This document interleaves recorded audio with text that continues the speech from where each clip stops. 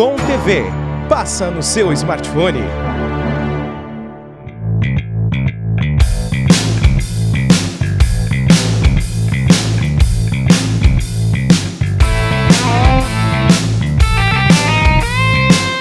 Alô galera, amigos, amigas, ouvintes e audiência do Cafeína Talk Show, estamos de volta com mais um programa para você, nesta nova formatação temporária, em tempos de quarentena, em tempos de coronavírus, né? Cafeína para você, o Pato Donald ali, não se estresse, tome café, tome água, tome chá de camomila, tome calmantes, né?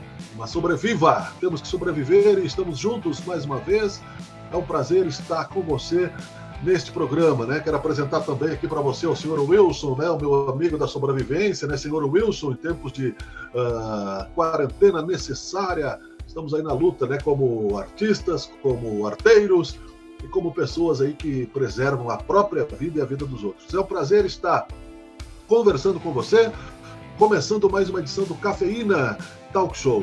E trazemos nesta edição aqui para falar conosco, né, a atriz do grupo UEBA, Produtos Notáveis, e também, né, a presidenta, como ela se intitula, do Conselho Municipal de Política Cultural de Caxias do Sul, Aline Zilli. Tudo bem, Aline? É um prazer ter você no programa.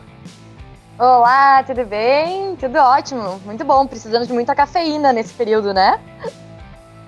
É verdade, e também sabe que eu estava pensando hoje pela manhã um pouco cafeína e chá de camomila, né? Daí você vai equilibrando os níveis de ansiedade. Vai acionando conforme precisa, né? Se tá muito nervoso, vai pra camomila. Verdade. O Cafeína aqui sempre teve uma tradição das pessoas falarem sobre si, né? Então, nós temos aí um tempo de programa para falar sobre a tua história como artista e tal, mas não temos como deixar de falar da nossa realidade artística da cidade. Primeiro, conta um pouco da Aline Zilli, do Grupo EBA, como é que vocês estão aí? Ah, legal. Bom, eu, então, né, trabalho com teatro há 15 anos, desde sempre com o Grupo EBA, né, inicialmente amadoramente, né, por curtir muito da arte e estar estudando, e depois profissionalmente, né, então com o Grupo EBA, há 15 anos a gente faz arte pública, arte de rua, teatro infantil, teatro adulto, leva, né, a nossa arte e o nome de Caxias por todo o Rio Grande do Sul, já são mais de 300 cidades do Rio Grande do Sul, já passamos por 14 estados do país, levando um pouquinho do nosso fazer teatral, né, seja com espetáculos de palhaçaria, ou as aventuras do Fuscavela, que é bastante conhecido também. E é sempre muito bacana porque é nesse contato com o público que a gente consegue, né, executar o teatro e fazer sentido do ao vivo, desse momento onde a gente busca fazer uma arte que também provoca uma reflexão, que traz um pensamento crítico, que ao mesmo tempo seja divertido, né, que adultos e crianças possam estar rindo na plateia, mas também acionando um pouquinho dos seus pensamentos, né, que possa estar aí pensando no seu fazer, no seu dia a dia, em como é as suas relações com a arte, com o mundo e tudo isso, né? Então, por isso que a gente curte muito fazer teatro, fazer nesse momento, impedidos de fazer o ao vivo, né? Em função dessa pandemia, e aí por isso que a gente está aqui também, né? Nesses sistemas de câmera e todo mundo meio à distância. Mas um pouquinho da nossa história é isso, tá atrelado com a literatura, com pesquisa teatral, com os escritos do Jonas Piccoli, né, seja os livros ou a dramaturgia do teatro. Então é um pouquinho essa nossa lida, nosso jeito de tentar fazer o mundo um lugar um pouco mais agradável, mais colorido, um lugar onde a gente possa se encontrar, né, também nesse fazer cultural. É verdade, o Jonas que já esteve aqui no Cafeína e está registrado, Cafeína com ele, né? Estamos agindo aí de acordo com os protocolos de saúde, nesse distanciamento social, porém, né, online, graças à tecnologia, é possível fazer esse tipo de trabalho. Não é a mesma coisa, né, Aline? É um paliativo, né? Uma forma de sobrevivência emocional do artista, né? Sabe que o teatro, né, as artes presenciais, elas são diferentes pelas suas características, né? Então, a gente tem uma resposta do público na hora, conforme a gente está apresentando, a gente vê a plateia, vê a reação, vê o sorriso ou a emoção, né? Então, pra gente tá muito difícil acostumar com essa questão das lives, essa questão do que é ao vivo, mas não é tão ao vivo, né? Porque tá através de uma tela fria, não é o calor do público, não é aquela sensação de estar junto, de estar respirando na mesma frequência, né? Eu acho que o teatro e as artes presenciais, né, a música, os shows, elas têm essa característica, né, que agora está um pouco perdida em função dessa necessidade. Mas essa questão do encantamento, de aquilo tudo tá acontecendo naquele momento para aquelas pessoas e nunca mais ele vai se repetir da mesma maneira. Pode repetir, né, espetáculos que a gente tem ali 300 apresentações. Cada apresentação é única, é de um jeito único, é num momento, com uma energia, com uma plateia que reage de uma maneira, né? Então, é tão diferente a gente fazer isso no vídeo, se olhando, né, como a gente se olha através da câmera, ou vendo a pessoa pequenininha ali. Então, são coisas que a gente está, nesse momento, aprendendo a lidar. Não sabemos ainda como, né, fazer isso de uma forma emotiva ou que desperte, porque para isso já tem o cinema, que requer uma outra lógica, que tem câmera, que tem ângulos, que para tudo, refaz porque não ficou legal, tem uma equipe, né, de maquiador e vai lá e entra e volta a cena. E a gente que é do teatro, da arte prática, presencial, já não tem essa prática mesmo dia a dia, né? A gente vai aprendendo conforme tá fazendo. E por gostar de fazer ao vivo, a gente nunca foi estudar essa questão toda, né? Eu digo eu e colegas, artistas, assim, então é tudo muito experimental pra gente que tá se colocando agora numa telinha, né? Então é louco esse momento. Às vezes eu me sinto no labirinto do Minotauro, né? Lembrando também o surgimento do teatro na antiga Grécia, né? Mas o Minotauro representado metaforicamente pelo coronavírus, tentando nos devorar aí, né? E nós no labirinto tentando sair, né? Ou seja, é maior a necessidade de sermos criativos e principalmente na questão financeira, porque é muito fácil, assim, não querendo ser exageradamente crítico, mas também, que eu gosto muito da Ivete Sangalo, né? Fazer uma live na casa milionária dela, né? Eu acho que até ostensivo nesse momento do que o artista popular de rua, Mambembe, né, sofrendo as necessidades. Aí já é uma disparidade. Miguel, e tu sabe que assim, pra gente que faz o presencial, que lida como um artista de rua, né, que faz a sua apresentação lá na sinaleira e passa o chapéu para quem quiser fazer uma contribuição. O artista do teatro, ele vai na escola para apresentar, ele leva um pouco de educação e cultura, ou vai numa feira do livro, ou num evento de agronegócio, como a Festa da Uva e outros, né? E esse é o momento onde tudo isso foi obrigatório parar, por uma questão lógica de saúde pública, né? Mas pensa que dessa mesma maneira, a arte presencial, tu não tem como estocar, tu não consegue fazer um estoque de apresentação aqui no momento, né, acontecer lá na frente. Então a gente está sofrendo muito com isso e é uma preocupação de toda a classe cultural, né? Essa agenda que a gente perde não é uma agenda que a gente pode recuperar em outro momento. A Páscoa só teve na Páscoa, não vamos ter outra agenda para fazer Páscoa no mês que vem. Então é um período que se perdeu e que não se recupera da energia e da agenda artística, né? Então é bem complicado.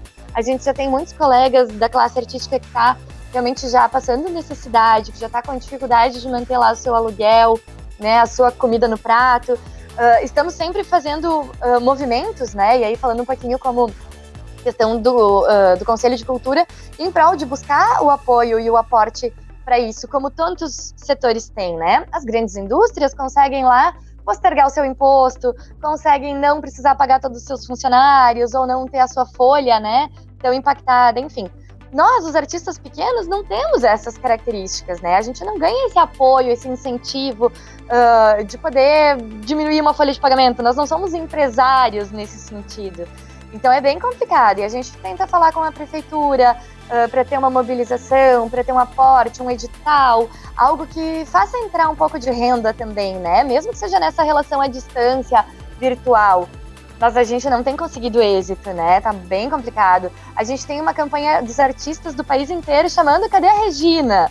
Regina é secretária especial de cultura, né? Regina Duarte, famosa, que desapareceu, né?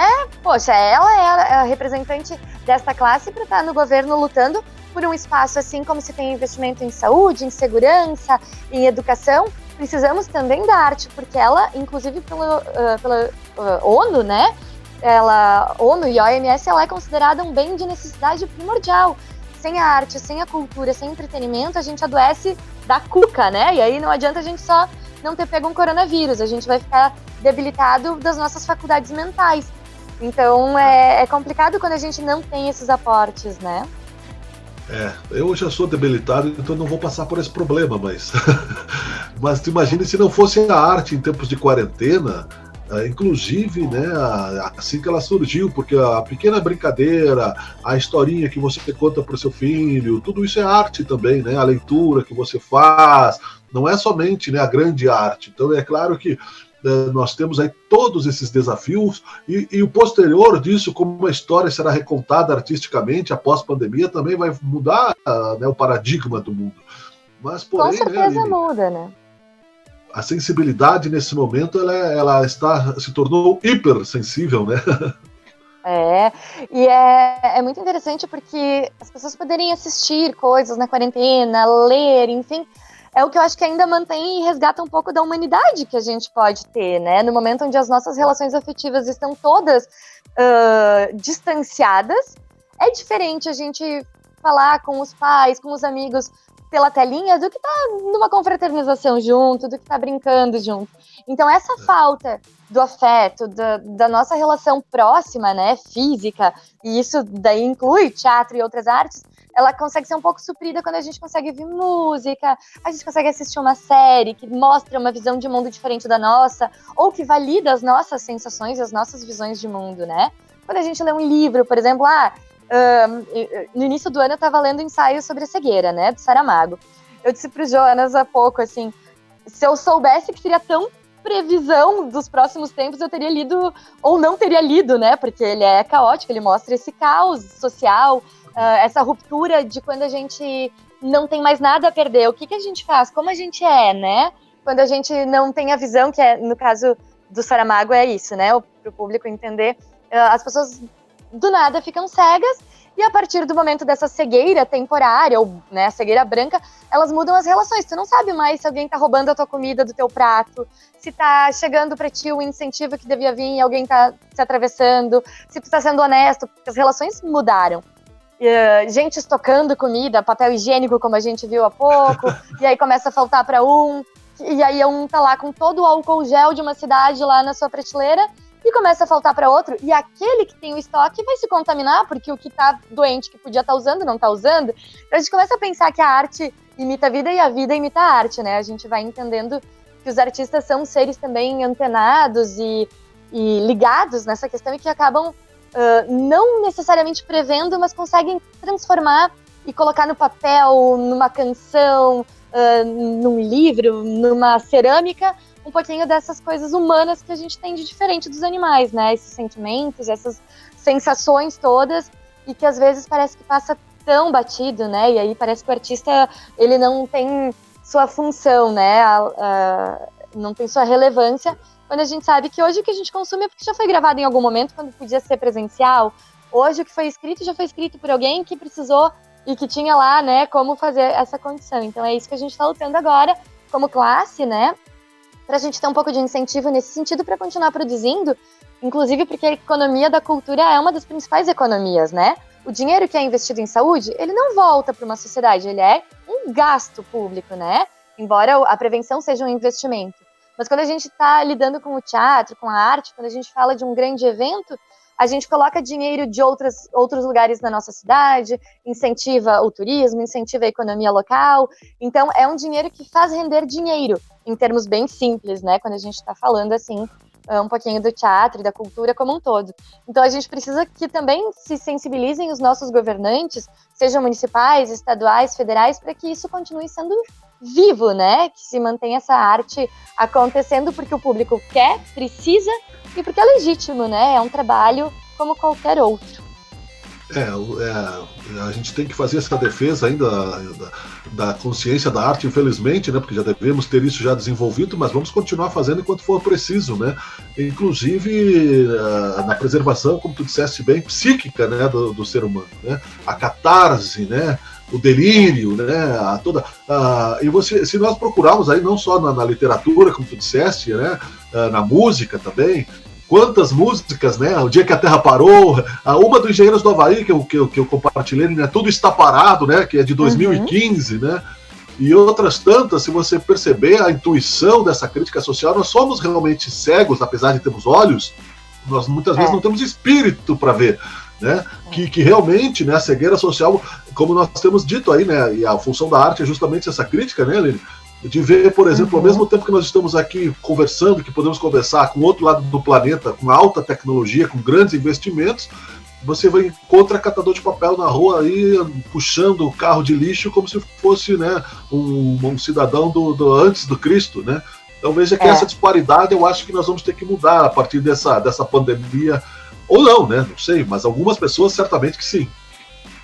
E mudar, na verdade, assim, um pouco dessa sociedade de consumo, onde o ter é mais importante do que o viver, do que o ser, né? Eu acho que é um momento que a gente vai ter que repensar isso nas relações, como a gente ocupa o nosso tempo, né? Adianta a gente ter todo um tempo livre e não poder estar perto de quem a gente gosta? Adianta a gente ter dinheiro e estar suscetível a um microscópico vírus que a gente não consegue combater, né? Porque eu fico pensando assim, se a gente tem uma situação lá na China ou em qualquer lugar do mundo de alguém que não tem condições sanitárias de se alimentar, que precisa se alimentar de animais selvagens, né? Por exemplo, aquela pessoa ela é tão impactante quanto pode chegar aqui na gente. Ela está tão longe, mas estamos todos na mesma comunidade global, né? Então, acho que a gente precisa pensar e reequilibrar um pouco esse nosso mundo, assim, para que não falte em algum lugar quando tem alguém que está sobrando muito. E a gente está falando de fortunas bilionárias, né? Quando Sim. tem o exemplo que tu trouxe, um catador. Poxa, tem gente que está tirando a comida do lixo e tem gente que está jogando fora, né? Então, assim, a gente precisa buscar esse equilíbrio, ele é urgente, ele é uma questão de sobrevivência para a espécie humana, né? Se a gente pensar. E aí também é legal porque a gente conta através da arte, a gente conta a nossa história, a nossa vida. Então esse é um momento que vai ficar para a história marcado e provavelmente vai se fazer muita arte falando desse período, dessa situação, desses sentimentos que mudaram na nossa vida, né? Em função da reclusão, do medo, porque o medo ele é paralisante também, ele é uma angústia humana de não saber o que vai ser o dia do amanhã. Então tudo isso eu acho que a arte ela vai ser fundamental para contar, para ultrapassar essas barreiras, esses medos, essas tensões que a gente está vivendo. Como ela já é importante hoje, ela vai retratar esse período histórico, né? Então, mais do que nunca, a gente preservar essa memória. Sempre é fácil conversar com você, Aline, ó, o senhor Wilson aqui, deixa eu ver aqui, senhor Wilson, diga lá. Tchau, Aline, né? Já estou conversando com ele aqui, ó. Olha, eu também já tenho um aqui, ó. Viu? Olá, amigão, tudo bem? A gente vai ficando, né, carente. Isso aí. Até a próxima, viu? Foi um prazer, mais um Cafeína. Muito obrigada, eu que agradeço e estamos aí juntos para falar de arte, cultura, vida e sociedade. Perfeito. Conversamos com a Aline Zilli, Cafeína Talk Show. Voltamos a qualquer momento com mais edição, mais pessoas aí, mais artistas da nossa cidade. Muito obrigado pela sua audiência, pela sua preferência. Volte sempre. Um abraço, até a próxima. Cafeína.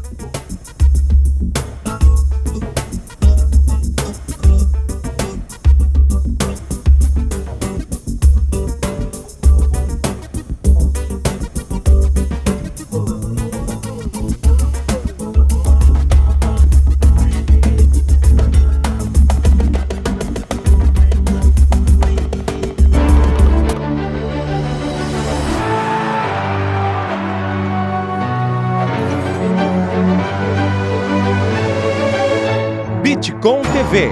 Passa no seu smartphone.